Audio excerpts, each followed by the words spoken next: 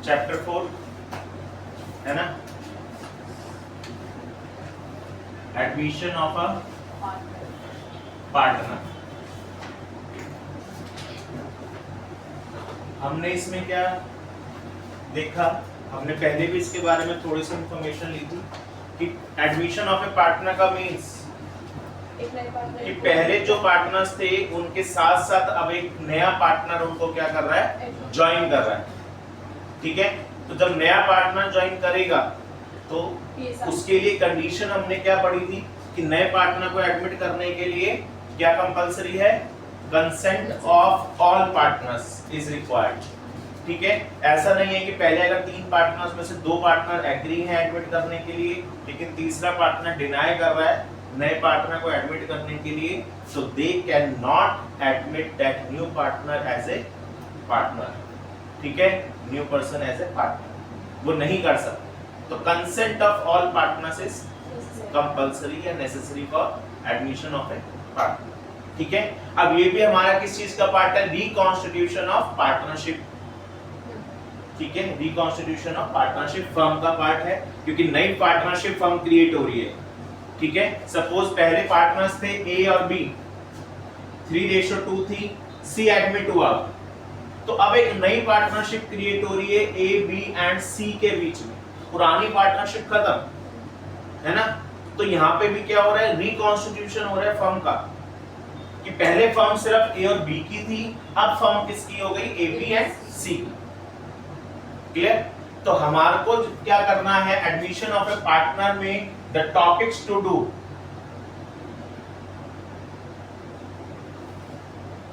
New profit sharing ratio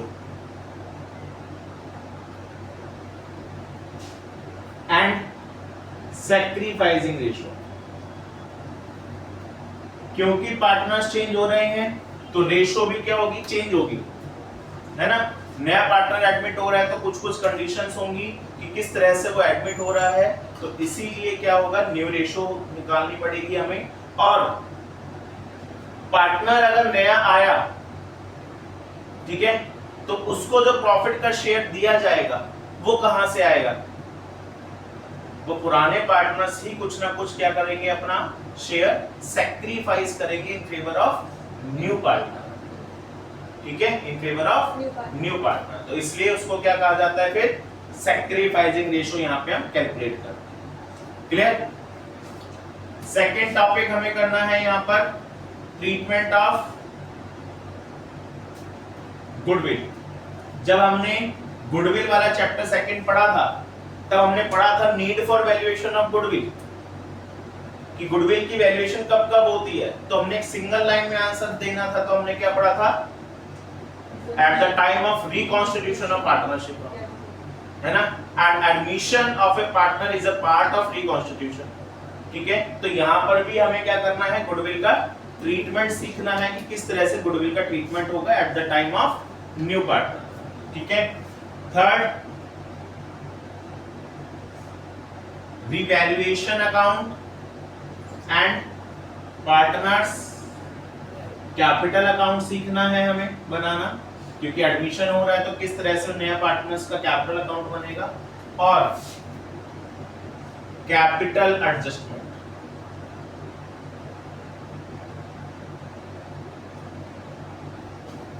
ठीक है, तो these are the 4 main topics, ठीक है, we have to do in this chapter 4 admission of a partner.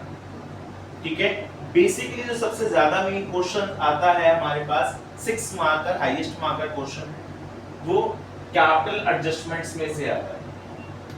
ठीक है, लेकिन इस कैपिटल एडजस्टमेंट में ये सारे टॉपिक्स इंक्लूड होते हैं, तो इसलिए हमें एक एक करके सारे टॉपिक्स पहले सीखने हैं ताकि हम कैपिटल एडजस्टमेंट्स कैलकुलेट कर सके। हमने थर्ड चैप्टर में भी कैपिटल एडजस्टमेंट किया था, हमारी लास्ट जो क्लास थी, है ना, कैपिटल एडजस्टमेंट किया था, तो बाकी सब चीजें सेम बनाई थी हमने, रिवैल्यूएशन सेम बनाया, पार्टनर्स कैपिटल सेम बनाया, उनकी कैपिटल को एडजस्ट किया साथ साथ, फिर बैलेंस शीट बनाया, तो वही सब चीजें हैं यहाँ पे भी कैपिटल एडजस्टमेंट होगा, डिफरेंट केसेस हैं, वो हम करेंगे जैसे जैसे हमारा चैप्टर चलेगा। तो first of all we have to start our first topic, new profit sharing ratio and sacrificing ratio.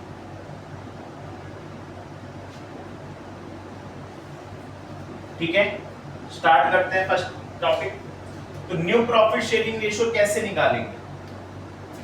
तो इसमें हमारे पास केस फर्स्ट, कई केसेस हैं, 3 केसेस हैं बेसिकली। केस फर्स्ट, इसमें भी कुछ पार्ट्स हैं हमारे। तो केस फर्स्ट क्या कहता है? अभी मैंने बताया था आपको कि नया पार्टनर ज्वाइन करेगा अगर फर्म को, तो उसको जो प्रॉफिट है वो कहां से मिलेगा? पुराने पार्टनर से ही कहीं ना कहीं उसको प्रॉफिट मिलेगा, क्योंकि अलग से तो प्रॉफिट आ नहीं सरा। सपोज मैं कहता हूं कि यहाँ पे हमारे पास 15,000 प्रॉफिट हुआ फर्म को, तो पहले 2 पार्टनर्स थे तो इनको प्रॉफिट 3:2 में बंटता था। अब 3 पार्टनर्स हो गए तो प्रॉफिट तो 15,000 ही रहा ना, प्रॉफिट तो 15,000 ही होगा। पहले 2 पार्टनर्स अगर होंगे तो 2 को डिस्ट्रीब्यूट हो जाएगा, 3 पार्टनर्स है तो 3 को डिस्ट्रीब्यूट हो जाएगा। तो जो सी को प्रॉफिट मिला, अब वो किससे मिलेगा? कहीं ना कहीं ए और बी का शेयर कम होगा जो उसको जाकर प्रोवाइड किया जाएगा। तो यहाँ पे हमारे पास यही डिफरेंट केसेस हैं कि जो ओल्ड पार्टनर्स हैं वो नए पार्टनर को किस तरह से सैक्रिफाइस कर रहे हैं अपना share, so that he can take share in the profits. ठीक है, तो case first, when new partner acquire his share of profit from old partners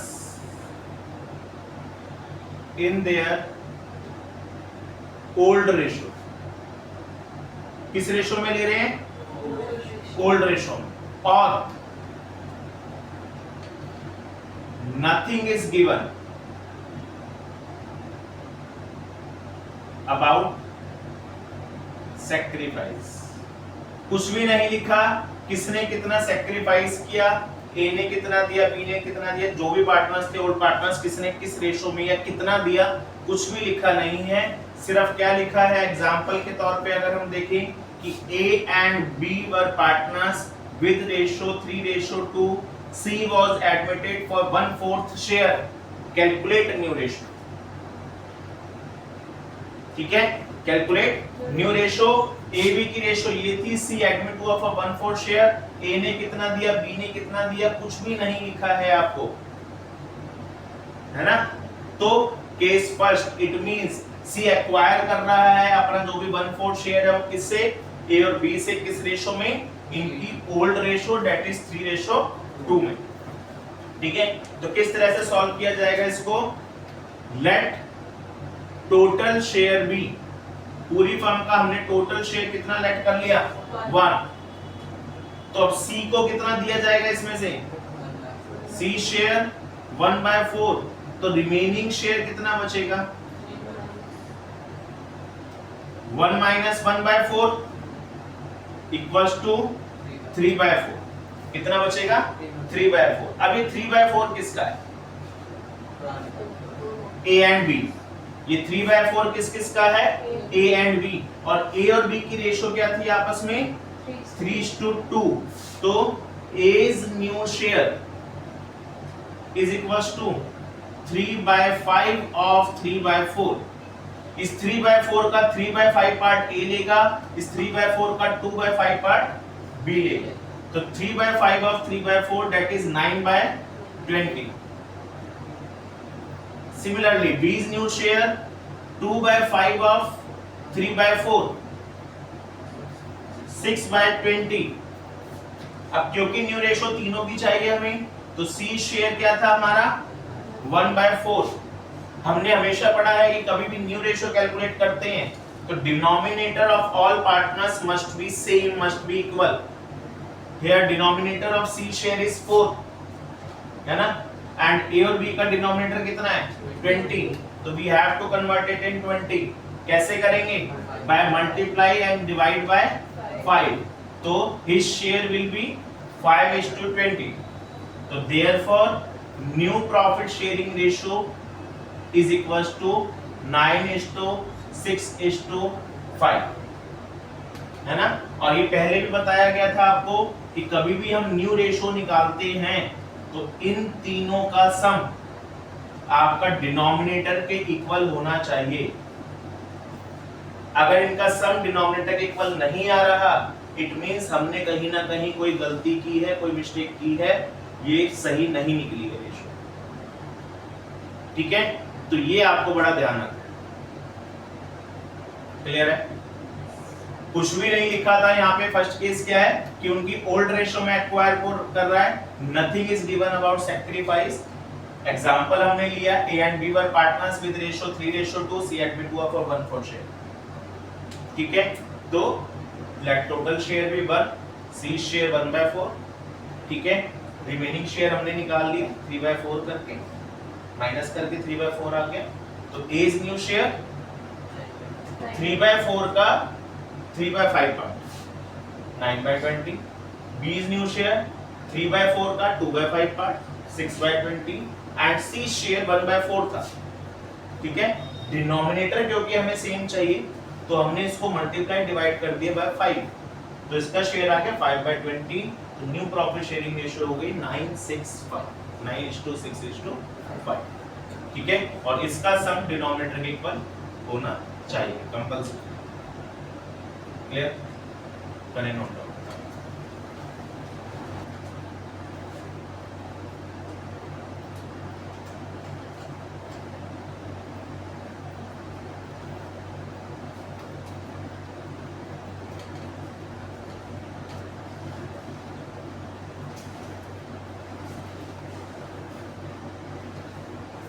first case में ही कंडीशन सेकंड,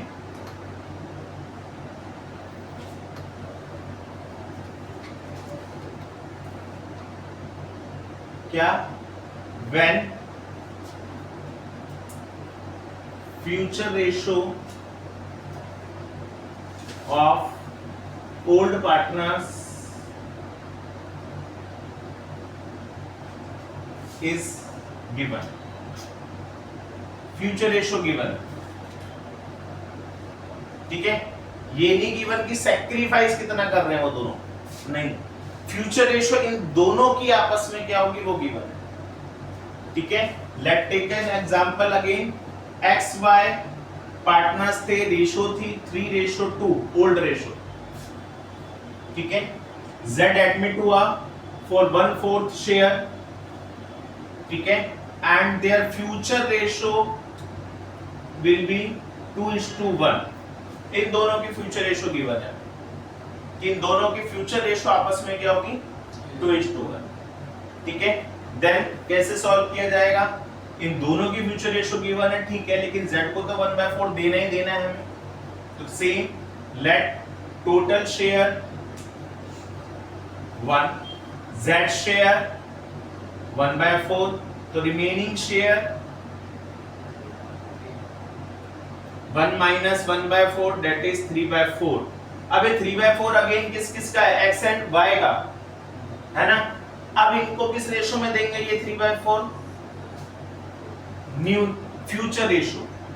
भाई ये फ्यूचर प्रॉफिट ही तो है 3/4, z को देने के बाद का ही तो प्रॉफिट है, पुराना प्रॉफिट थोड़ी है। तो फ्यूचर की तो बात हो रही है कि अब z क्योंकि एडमिट हो रहा है तो पूरे 1 शेयर में से 1/4 तो z ले जाएगा। अब जो बचेगा उसके बाद वो किसको मिलेगा? x एंड y को। फ्यूचर में बात कही जा रही है तो इसलिए इनकी फ्यूचर रेशो क्या थी आपस में? अब 2:1। ठीक है, तो x new share will B 2/3 of 3/4। तो ये कट हो गया।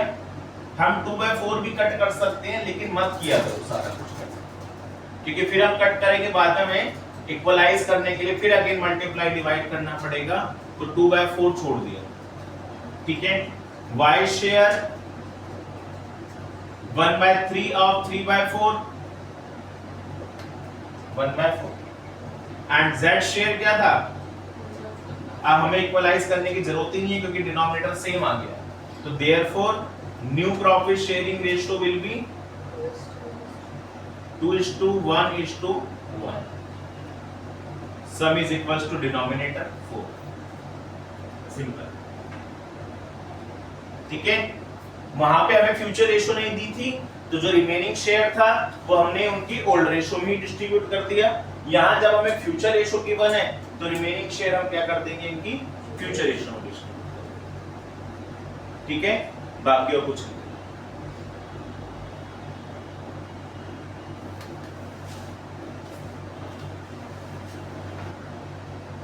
यहां पर अब हमें अगर सैक्रिफाइसिंग रेशो निकालनी हो तो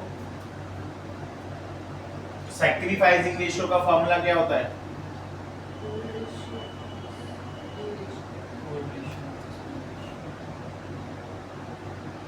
old ratio minus new ratio, है ना। तो एक्स ओल्ड रेशो क्या थी? 3/5 माइनस न्यू रेशो 2/4।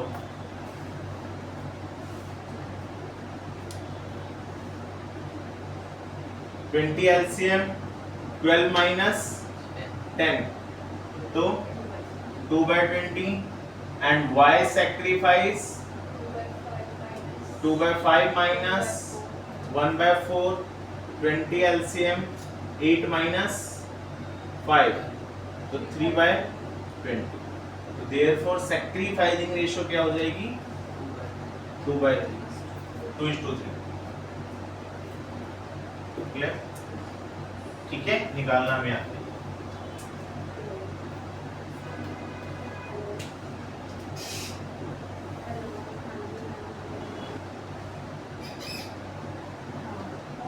कंडीशन 3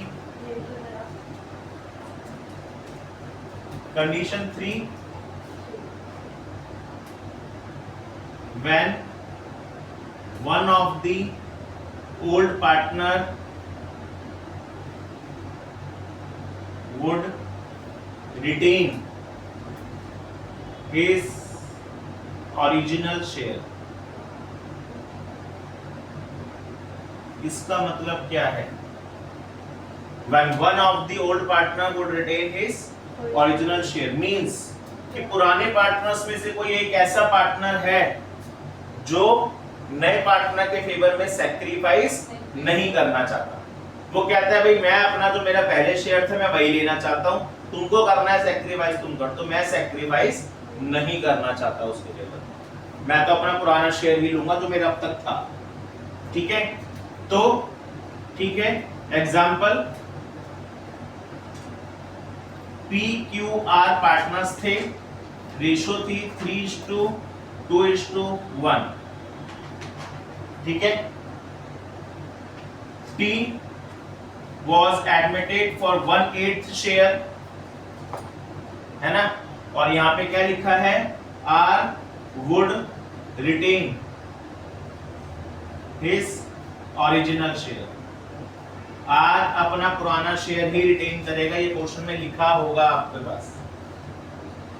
ठीक है, then same let total share be 1, T share 1/8। अब R ने बोला मैं भी अपना पुराना शेयर ही लूंगा, तो R को भी वही शेयर देना पड़ेगा जो पहले था। तो R का शेयर कितना था? 1/6। तो रिमेनिंग शेयर कितना बचा? 1 - 1/8 - 1/6। टोटल शेयर मान लिया 1 है, तो उसमें से 1/8 T को दे दिया, 1/6 जो R का था वो भी उसको दे दिया। रिमेनिंग कितना बच गया हमारे पास? तो हमने एलसीएम लिया 48, तो 48 - 6 - 8, तो 34/48। ठीक है, एलसीएम हमने डायरेक्टली मल्टीप्लिकेशन कर लिया, आप 24 भी ले सकते हैं एलसीएम, 24 के टेबल में आती हैं दोनों, है ना। तो जो भी है, अब ये 34/48 किस किस का है? P एंड Q का। अब P और Q को किस रेशो में देंगे हमें शेयर? इन दोनों की जो आपस की रेशो थी 3:2। तो P's new share will B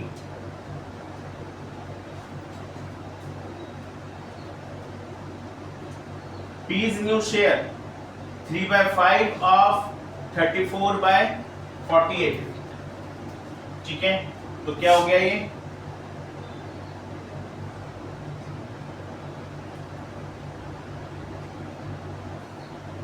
clear. Q's new share 2/5 of 34/48, तो 68/240। R's share 1/6 and T share 1/8, ठीक है। अब डिनोमिनेटर इक्वल करना है, तो हम यहाँ पे क्या देख रहे हैं, दोनों कट रहे हैं, किससे, 2 से कट रहे हैं दोनों, तो 51/120, 34/120, है ना, और डिडक्शन नहीं हो सकती। तो अब डिनोमिनेटर 120 ले लेते हैं, तो डिनोमिनेटर यहाँ भी 120 आ गया। अब 6 को 120 करने के लिए मल्टीप्लाई डिवाइड बाय 20, तो 20/120, और इसको मल्टीप्लाई करने के 15 से, तो 15/120। तो therefore new profit sharing ratio is equals to 51:34:20:15, ठीक है। And we will sum it up and check whether it is equals to 120 or not, ठीक है। तो हम इसको टोटल करके 120 चेक कर लेंगे, क्लियर। अब यहाँ पे अगर सैक्रिफाइसिंग रेशियो चाहिए हो तो old ratio minus new ratio. अब हमें यहाँ पे ये पता है कि सैक्रिफाइस किया किसने है, केवल P एंड Q ने, ठीक है। अब P और Q की ओल्ड रेशियो क्या थी, P की ओल्ड शेयर 3/6, है ना, न्यू शेयर 51/120, तो 120 LCM 60 minus 51 9/120, and Q sacrifice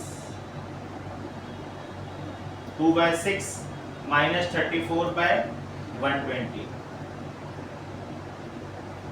तो 40 minus 34, 6/120, that is 9:6 और 3:2,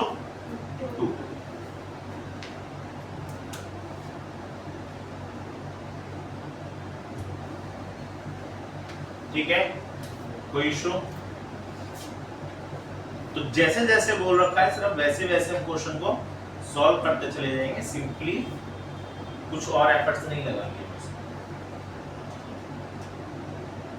ठीक है बेटा। तो आज हमने डिस्कस किया case first of new profit sharing ratio. Next video में हम डिस्कस करेंगे बाकी के 2 cases, case second and case third of calculating new profit sharing ratio of admitted party.